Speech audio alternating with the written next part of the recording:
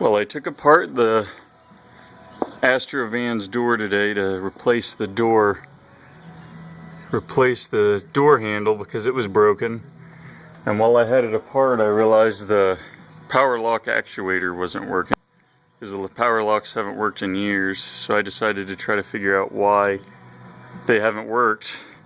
And I found out this here actuator was bad. Fortunately, we had a spare Buick door laying around, so I drilled the rivets out and pulled this one out here. Actually, this is the bad one.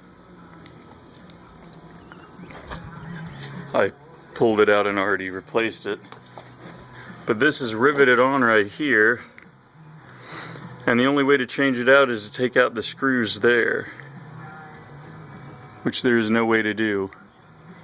So I drilled out the rivets and put bolts in. It doesn't look very pretty, but now the power lock works. So now I'm going to take off the other door panel and do the same to it.